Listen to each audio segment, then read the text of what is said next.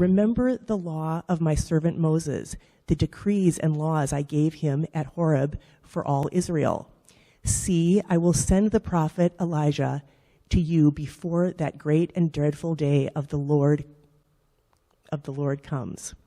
He will turn the hearts of the parents to their children and the hearts of the children to their parents, or else I will come and strike the land with total destruction. So Christmas, you know, I was going through, well, let's just do the Advent candles and I've been so desperate at times. Don't tell anybody else this. I've actually gone to the lectionary, you know, the thing that the Methodists and the Episcopalians and the Presbyterians use, and say, what do they preach at these times? And I've gone through those things before. But I always want to do something in a way that's different, that's unique. And I'm not so much necessarily doing it for you. I'm doing it for me. You know, because this will be my 65th Christmas. Although I don't remember like the first three of them, you know, I don't remember those. But I always, you know, it's so big to say you've covered everything about Christmas would just be folly to say that. And so what I'm doing is a series, and we'll see how it turns out. You'll tell me, yeah, Rod, don't do that again. Don't do that again. But I'm calling it Christmas Conversations. Christmas Conversations. And this morning, under Christmas Conversations, I want to talk about breaking the silence. You know, I read a lot of things online, and people were talking about Thanksgiving and families getting together and how divided families are and how far apart they are. And they were saying, you know, don't talk politics, don't talk religion, don't talk anything at Thanksgiving. Just come in there, eat turkey, you know, sit on the couch, watch a football game, fall asleep, and then leave. Let that be it. And it's like there's this great big divide. And even people that want to know each other, that remember each other, that have a past together, that grew up with memories together, even now they feel like they are worlds apart and they cannot talk. They can't have those conversations. When you think about it, God found himself in the same situation. People he had known and loved, he'd entrusted his dreams and hopes and wishes to, they became far from him. And how does he restart that conversation? When you think about it, the human history, the arc of human history is a three-part play. And we're well aware of the first part. The first part was creation, the innocence, and the fall. Something, although starting off really great, went terribly wrong. It went south in a hurry. And I don't mean to Florida or to the Bahamas. It went south. And there was this great divide that happened. And that was Act 1. What we were at the beginning is not what we found ourselves to be. What we were connected to God, intimate with God, having a freedom to express ourselves in the world in which he created and with him. And there was nothing in between us and him. And then quickly that went awry when we made a different choice. We know what that first act did. We can read in the last part of the book what the final act will be like. It will be glorious.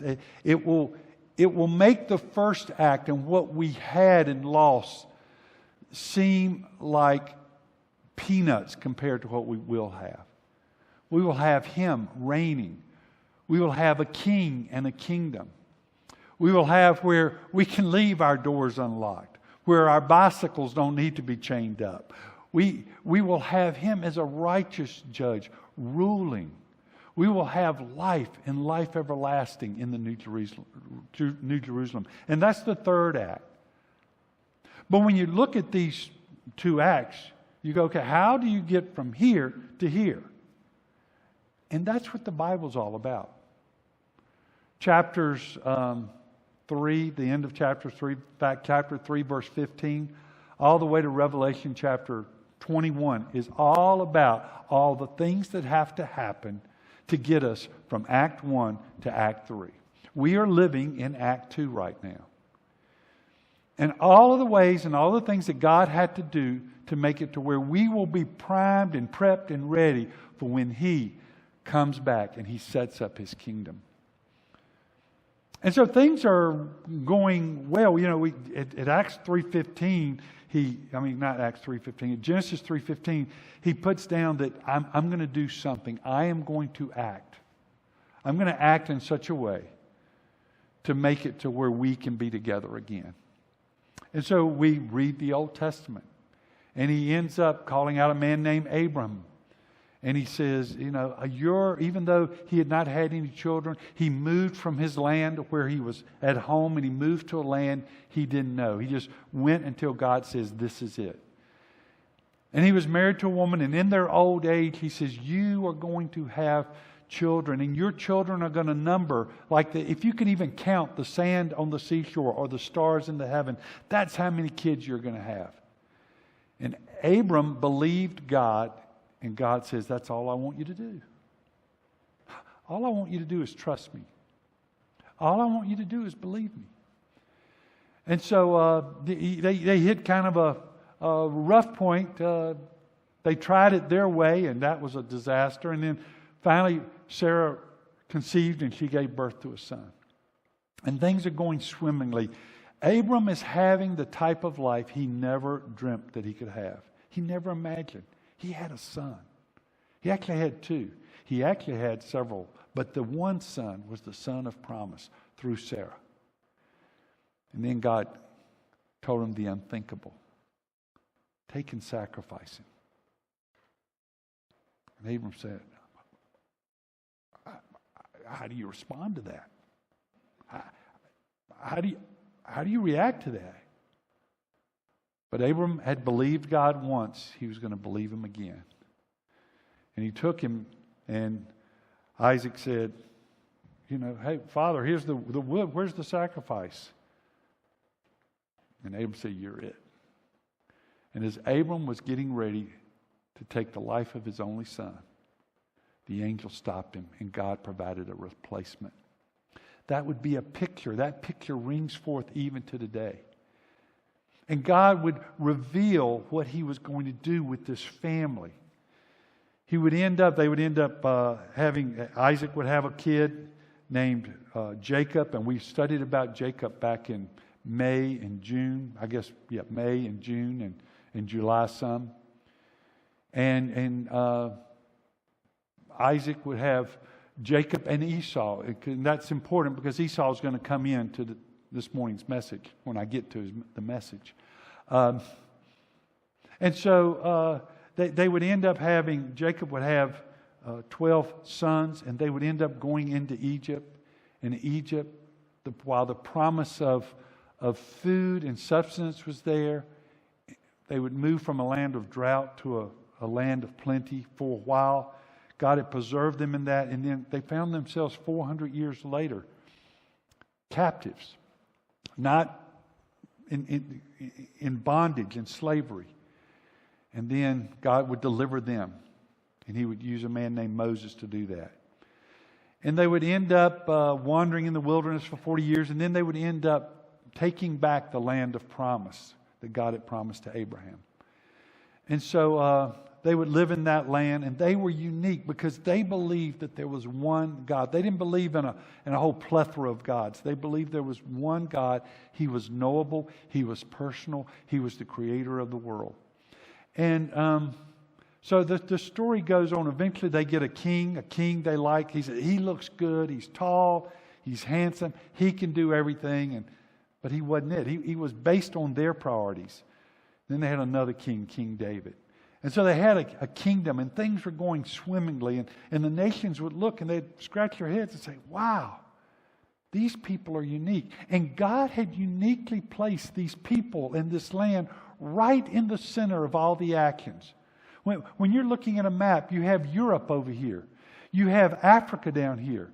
You have Asia right here. And anytime these communicated with each other, they had to go right through that land.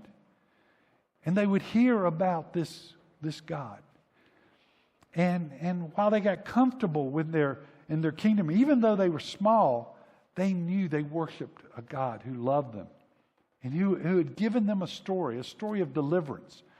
And then they end up fighting amongst themselves, divided amongst themselves. They end up thinking that they could do it. They ended up reading their own press. And what ended up happening, they would go into captivity. And they're in captivity for a number of years. And the prophets, God sends prophets to warn them and tell them, this is why. And so they come back into the land. And what ends up happening, they have a period of 400 years to where they don't hear anything from God. Not a peep. I don't know about you, but if I had to wait 400 years, I'd figure she ain't coming. You know, I'm waiting, yeah, she's not coming. Waiting 400 years and he hadn't come. And during that time, they had gotten to where they had gotten as a nation by connecting with different people, making political alliances, and, having Rome, but with just strings attached. But after a while, those strings became ropes, and those ropes became chains that put them in bondage. And there was a group of people that ended up delivering them from their bondage as far as their temple and their worship. And what ended up happening is they ended up keeping things going, not based on their relationship to the divine creator who called them into existence, who created them for a purpose. But they ended up doing it through alliances, political alliances, and what they could get by with. And they said, hey, we're doing pretty good. Cynicism crept into the whole worship, the whole priesthood. Cynicism crept in, and it began to be something that there began to be people, the haves and the have-nots, in huge ways. And the people that were comfortable, they were all right with the way things were. They really were. Rome being the people we kind of look to meet our needs and everything, that's fine. No big deal. Besides, have you heard from God lately? That last scroll he wrote on looks pretty dim. It's kind of faded after 400 years. And the verses that Allison read this morning is the last words we will hear from God for 400 years. How does God break that silence? How does He begin a conversation? And this morning we're going to look at the first conversation that happens after that silence is there for 400 years. How does God break in the silence? And so this is the beginning of the Christmas story. Dr. Luke, the author of Luke and the book of Acts, and I believe the book of Hebrew as well. I wouldn't stake my life on it, but I think there's some pretty good evidence for that. Dr. Luke wanted to gather things together, and he wanted to put them in a form that people could read and understand. And he knew at the time of his writing that there were other gospel accounts, Mark, Matthew. I don't know for sure if John was written yet, but he knew there were other gospel accounts. But they all looked at Jesus from one particular perspective. And he wanted to put things in order so that the people of God could follow a logical progression. And what he does is he goes back further than any of the others in the actual events that happened right around the time of Jesus. Matthew goes back and links with the Old Testament by saying Jesus Christ, the son of Abraham, the son of David, showing his connection to the promises of Abraham and the promises of God gave to David. But what he goes back, Luke does, is he ends up introducing us to a priest. I want us to look at the passage. It's in Luke chapter 1. We'll begin reading in verse 5. In the time of Herod, king of Judea. Now, this is Herod the Great. In fact, Herod left his thumbprint on the land of Israel. If you go to Israel today, the name you'll hear come up time and time again is Herod.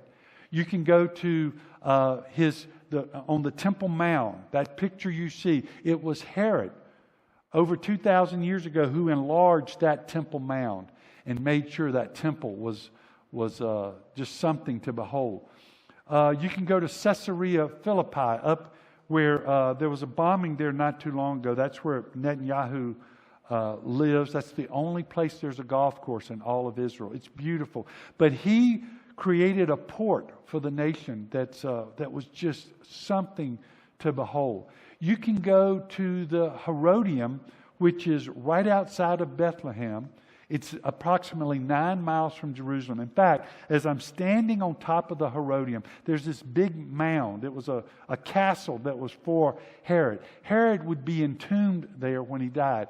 You can see Jerusalem from the Herodium. And right over here, just a mile this way, is where Bethlehem is. You can go to Jericho and see the remnants of Herod's winter castle, winter home there in Jericho.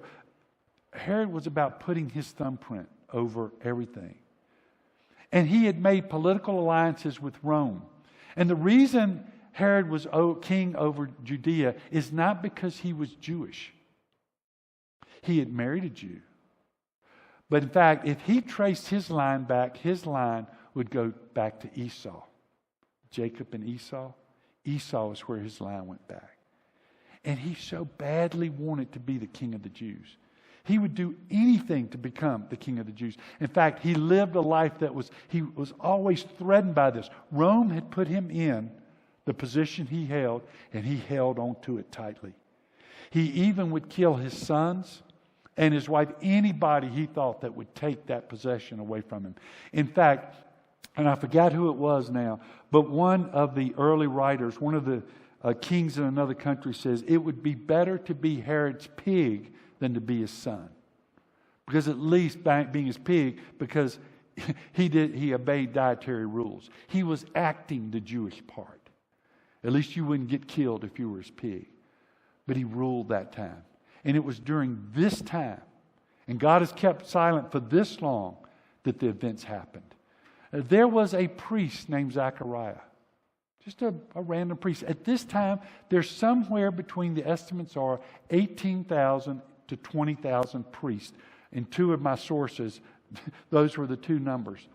The priests that served in the temple. Now, they didn't do it full time, not all of them full time, but they would serve for a period of time. And it says he belonged to the priestly division of Abijah. There was approximately 24 priestly divisions that occurred. And so his division would serve twice a year for a week at a time. And it says his wife Elizabeth was also a descendant of Aaron. What Luke is telling us here is this guy was doubly blessed. Not only was he from the line of Aaron, but his wife, her family, was a priestly family as well. So, preacher kid marrying preacher kid. That was what was going on here. So they knew what was involved. They knew all the ins and outs. They knew if it was something they wanted to tackle. Both of them were righteous in the sight of God. And the reason that Luke has to tell you this is because if you were there during that time, you would think something was amiss. Because they were childless. And whenever there was barrenness, they would go, that shows you God is not blessing them. Have you ever seen anybody that looks at your life, something you don't have, and they want to judge you on what God is doing in your life, the works that God is doing in your life or not doing in your life? They want to judge you. Elizabeth and Zechariah faced that on steroids because her arms were empty. She could never hold a precious little child. Both of them were righteous, observing all the Lord's commands and decrees blamelessly. You couldn't put anything on Zechariah and Elizabeth. They lived lives for one person, and that was for Yahweh.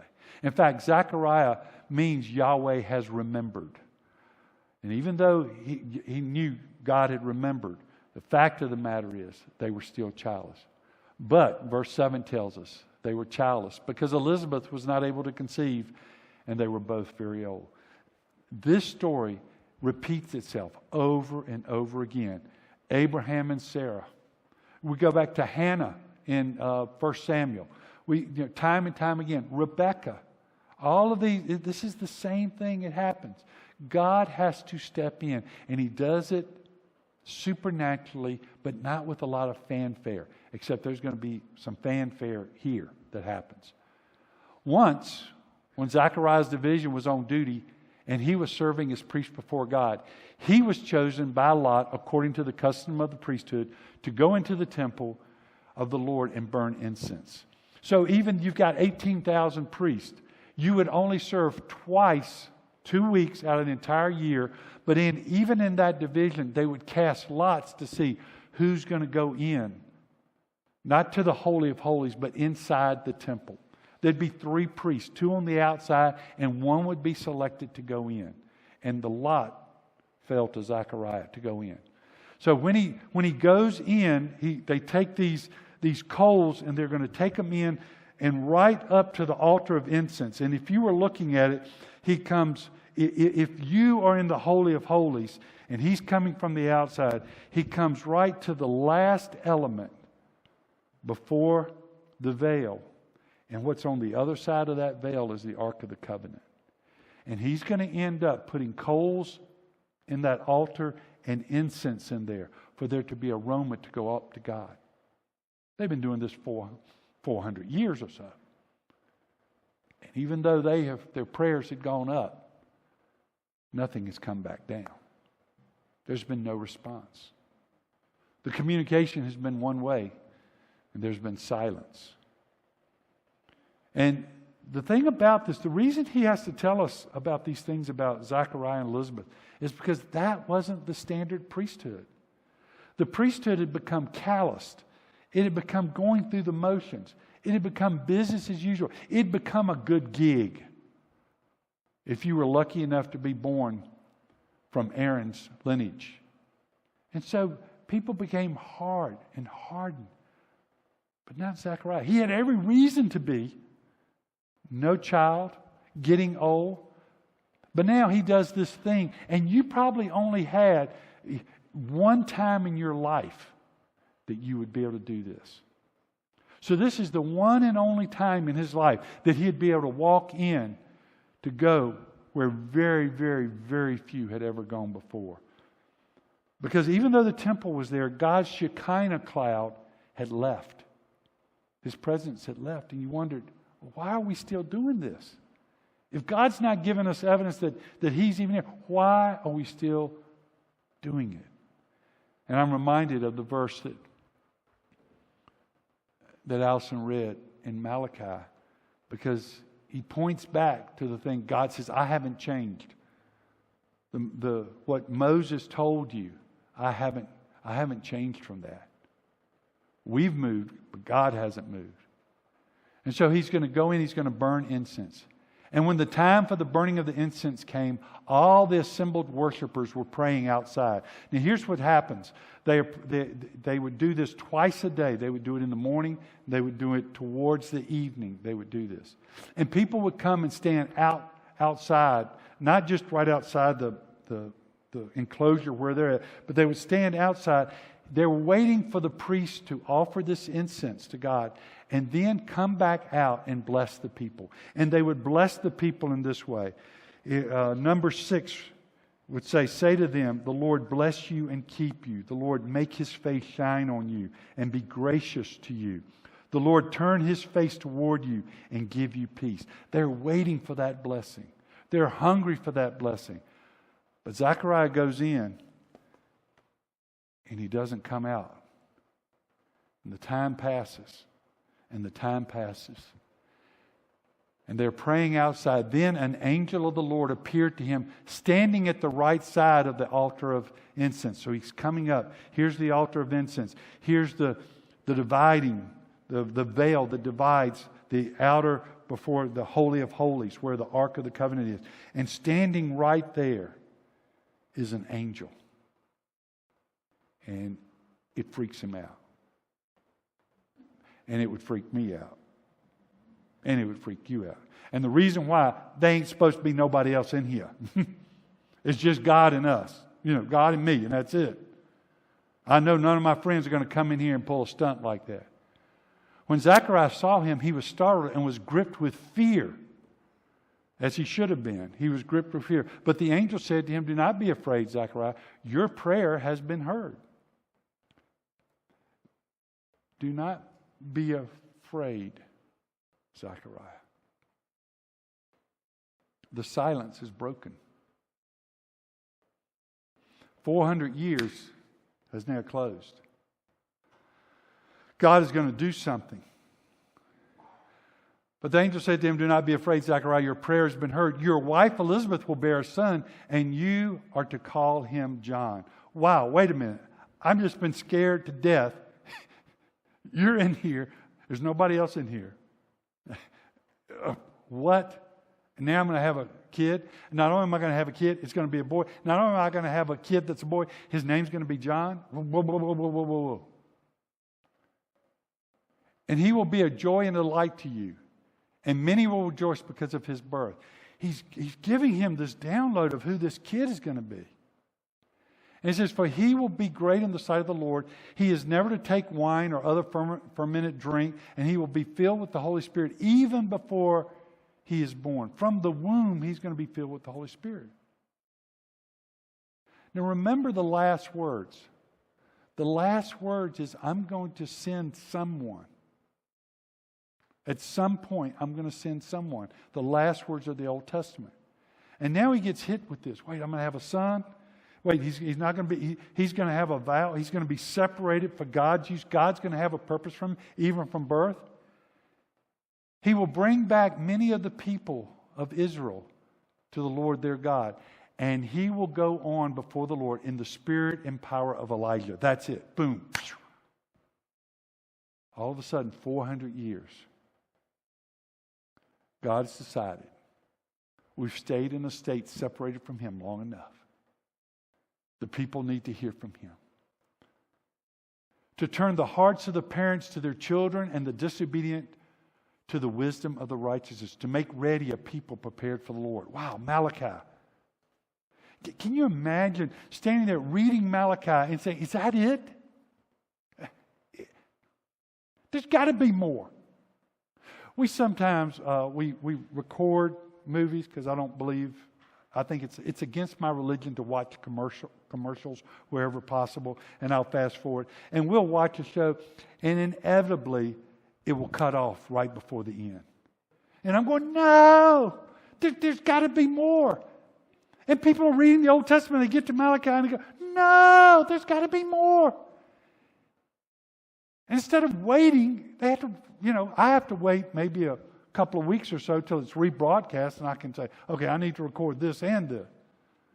They have to wait 400 years. And then Zechariah feels like, wait, what is happening here? This was supposed to be, it was supposed to be a special day for me. I was, the lots that were drawn, and it was special. Once in a lifetime thing. I get to come in here. I get to put incense. We get to offer prayers to God. I'm getting ready to go out, and I'm going to bless people because they're looking to be blessed for God.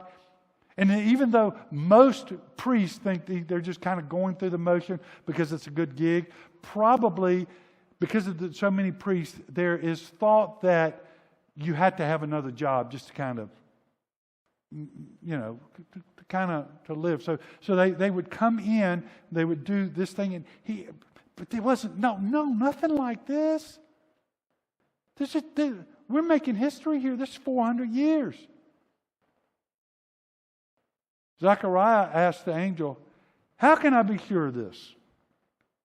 And look what he's done in a matter of seconds. He's gone from fear, because he thought he's going to die, because that would not be totally out of the question.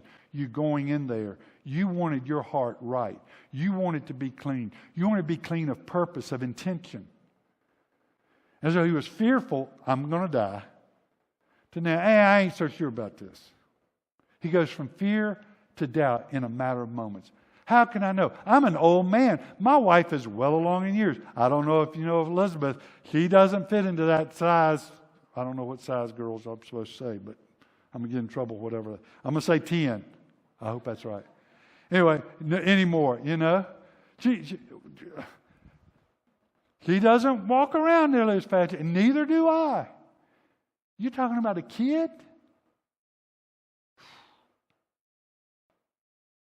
And so how does the angel respond? He says, I'm Zechariah. I'm old. She's old. How can this be? And look at the way he responds. The angel said to him, I'm Gabriel. We don't know much about angels. There was a lot of speculation written about angels between the period of the time, between the closing of the Old Testament and the beginning of the New Testament. There's all kinds of speculations and things about angels. But when he says, I'm Gabriel, right away, boom, Zechariah's thinking about, oh, I know about you. Daniel chapter 9. Yeah, you did business with Daniel. He says, look, what? I wouldn't pull your leg. I'm not making, based on my character, based on what you know about me. I'm Gabriel. I stand in the presence of the Lord, and I have been sent to speak to you from the throne room of God. This didn't come from somebody, from God. Right from God. God told me to come to you and speak to you and tell you this good news. And now you will be silent and not able to speak until the day this happens, because you did not believe my words, which will come true at their appointed time. God has been silent for 400 years, and now you're going to be silent for about 9 months. And not only are you going to be silent, not only are you not going to be able to speak, you're not going to be able to hear either. And the reason we can deduce this is because they're making signs to him when they speak to him. Meanwhile, while this is going on, people are outside waiting to be blessed. The people were waiting for Zechariah and wondering why he stayed so long in the temple. Has he died in there? Has he had a heart attack? What's happened? When he came out, he could not speak to them. They realized he had seen a vision in the temple, and for he kept making signs to them, but remained unable to speak. When his time of service was completed, he returned home. So at the end of the week, he still had to show up because it was for a week long. There was only one time that he went in there, that his lot was chosen. After this, his wife Elizabeth became pregnant, and for 5 months remained in seclusion. You know. Wow. Why would she remain in seclusion for 5 months? Can you imagine her going out at her age saying, I'm pregnant? That ain't a baby. That might be some Big Macs or something, there might be. Here's a woman who'd been looked down upon. Here's a blameless, righteous woman who people had looked down their nose at her. And so she's saying, I'm not playing this game. The Lord has done this for me, she said. In these days he has shown his favor and taken away my disgrace among the people. I'm pregnant, and God is about to do something. God is breaking his silence. God says, the people of Israel, there's something that's going to happen. God is on the move again. We are going to be moving in some way, shape, or form. This fits into moving from Act 1 to Act 3. God is going to move. And he breaks the silence in this conversation that takes place between the angel and Zechariah. We would say 400 years. God, that doesn't quite fit into my timetable. God says, wait. You wait and you'll get it. You'll get it. And he does that. So he breaks the silence. Now, why John? Specifically, why this baby? Why is this first birth what's important? It's because of this. Whenever a king was coming to town, they would have a prep team come. They would make sure the Secret Service would come. They'd make sure everything is okay. But more than anything else, there would be somebody to announce, get ready, the king is coming. Get ready. The king is on his way. 6 weeks from now, 6 days from now, the king is coming, and everybody wanted to be prepared. John has to come for Christmas to tell us, get ready. And so we anticipate the king coming. And we're waiting. How is he going to come? What's he going to be like? What's he going to do? And God tells us it's going to be different. But he keeps his word, and he brings the promises that he's going to step into history. And they don't know exactly what all that means at this point. But on that first Christmas, there was a conversation that broke the silence. On that very first Christmas. And now you know the backstory. You know the political intrigue. And you know the things that had to happen so that that relationship could get going again, could get talking again, so that the religion wouldn't be merely going through the motions, but it would be something that was real and active. And so as we look at these conversations in the coming weeks, I pray that the awareness of Christmas and what God was doing in that first Christmas would be renewed again in our hearts. That we would understand when we come to that Christmas morning, when we come to that manger, we would understand the backstory of all the things that happened. And how important that was, because that moved us from Act 1 to well on our way to just waiting for Act 3. Let's pray. Father, you could have kept silent so much longer, but you didn't. And throughout that 400 years, there were still people that believed you. They believed your promises. May we be like them. May we believe what you've put in your word. May it transform the actions that we take. May it transform our minds to think your thoughts, to live in such a way that we live under your reign and your rule in our lives. May we come away from this series assured that your promises will be fulfilled. That there's not a word you've spoken that won't come to fruition. And may we live with anticipating what you're going to do. Based on what you have done, we've got every right to be confident in what lies ahead for us. And just as you cared for Zachariah and Elizabeth, you knew their hurts and their desires. You know ours. May this Christmas, may the greatest gift we receive is the gift of Jesus, knowing how much we're loved by Him. May the greatest gift we receive is the confidence of following and knowing your word. For it's in Christ's name I pray. Amen.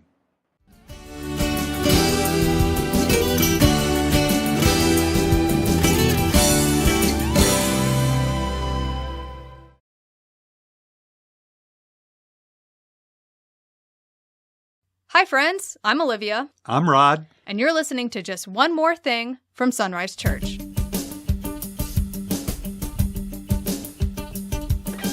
Hello everyone, welcome to another episode of Just One More Thing from Sunrise Church.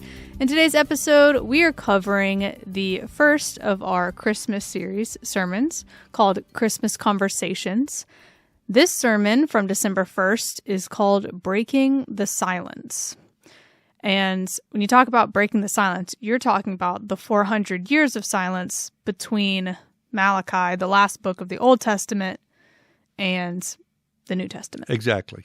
So the 400 years of silence, this is something that obviously when we're reading the Bible, we just turn the page from Malachi to Matthew. And so same with any book of the Bible, you don't really get an idea of the time difference between them. Genesis to Exodus, that's 430 years, and it's just a turn of a page. So if you can just, hit the highlights of what all happened in those 400 years that set up the story of Zechariah as priest still. I mean, we have priests in Jerusalem 400 years later, even though God hasn't spoken. So what are the things that kind of happened in that time that kept the Jewish traditions alive, but also God's not really speaking during that time? Yeah, he's doing other things. You have Alexander the Great during this time, and dying very young, but conquering the known world then, spreading the Greek culture and the Greek language during that time, dividing his kingdom up among the 4 generals. You have, the Maccabean revolt to take back over the temple that had been desecrated. And, when you think about it, God was working in a way during that time, like laying out the Greek language culture. The Roman roads would be built during that time as Rome became prominent. And these would be vehicles, both the language and the roads would be vehicles where the gospel could spread to the known world at that time. And so God was doing things, but he wasn't communicating through direct revelation like he had in the past. And the reason I started with Malachi in the scripture reading is because it had been those 400 years. That's the last thing. Just be watchful. Elijah is coming. Someone is coming to prepare the way for the king. And then we go right from there into Luke's account of the Christmas story. It doesn't begin with Mary and Joseph. It begins with something that happened before that, with Zechariah and Elizabeth and the birth of John the Baptist. So people were shocked. Several people were shocked that there'd been 400 years between the Old Testament and New Testament, the left side of the book, as I like to say, and the right side of the book. Okay, so looking at the story of Zechariah and Elizabeth, one of the questions that came up was, you had mentioned that there's indication in the text that Zechariah, not only could he not speak, like the angel said, but he couldn't hear either, which didn't come up in the passage that we looked at on Sunday, but can you elaborate on that point? What's interesting to me about this is Zechariah received enough revelation that warranted belief. I mean, no one would have been in that space except the divine, either a messenger, an angel, or God himself. The reason I say that is because he is judged, and it seems to indicate, the text does, that he's judged not only with the inability to speak, not only his tongue tied, as it were, but also his ability to hear. We deduce that, I think it's verse 62 of chapter 1, where Elizabeth has said his name will be John. And they said, wait a minute, there's nobody in your family named John. And so they make signs to him to ask, what do you want to name him? They don't just say, what do you want to name him? They don't ask him. They make signs to ask him, which seem to indicate that he couldn't hear. And having in-laws and your grandparents who couldn't hear, we're familiar with that, making signs to communicate. And then Zechariah takes a tablet and writes on there, John. That was interesting, but I was referring to something that happens later in the text. Because in the text we covered, it's not apparent that he was not only couldn't speak, but that he couldn't hear. And that comes up later in the text. Gotcha. Okay. And, you started out your sermon talking about how no matter what you do, every year the baby still ends up in the manger. Just like at Easter, the tomb remains empty. So you're having to do a sermon series on something that a lot of people already know very well, but you have also had to do for the past 30-something years. So was there anything this time around that stuck out to you, or anything that struck you, or that you learned or maybe saw for the first time in this viewing of it? Yeah, I typically think about Christmas in terms of theology, the wonder of God being with us, God taking on human form to identify with us and to rescue us, to come and take us out of the situation that we're in. And I tried to set that up with the whole 3-act play. The first act being the fall, all the potential in the fall, and the last act being the kingdom. And something's got to happen to bridge these 2 acts. And it is definitely Messiah coming for us. But as I study, I'm always looking for that I maybe assumed or thought about in my mind, but the text didn't say. And one of the things I came across that I thought was very interesting, and I kind of thought about it, and I left it out of the sermon, so it's just one more thing, is when the priest would retreat from offering the incense at the altar. And I mean, he is as close to the Holy of Holies as he can be without going in it, which I believe he only went in it once a year. He doesn't just turn his back and walk out. He withdraws himself, bowing, and he moves backwards. And the thought that hits me is, you don't turn your back on God. And of course, that sent my mind off in all kinds of places, sort of devotionally feeding me. Don't turn your back on God. And he's right there in the midst of everything that's religious, but he still doesn't turn his back on God. He still acknowledges him on his way out, his presence, his rules, his desires for us. There's all type of implications in that. So that was the thing I'd never seen before. And it doesn't come directly from the text, but some of the commentaries I read indicated that was the way priests would withdraw from doing that service. Yeah, and it's interesting when you tack on, this is after 400 years of silence. So in a situation that might seem like God has turned his back on his people, obviously God is moving, as we talked about, but there hasn't been any clear revelation like there had been previously in 400 years. So it seems like God has kind of forgotten his people, and so now they're just kind of going through the motions. But for Zechariah in his priestly duty to just maintain that practice of you don't turn your back on God, it's an interesting picture of that relationship that they have with him. Yeah, the text goes to great lengths saying that from the outside you might think God's judgment is on Zechariah because they were barren, they didn't have any children. But the text goes to great lengths saying they were a blameless couple, that they were valued and highly esteemed in other ways. And he kind of stands out from the normal run-of-the-mill priest during that time.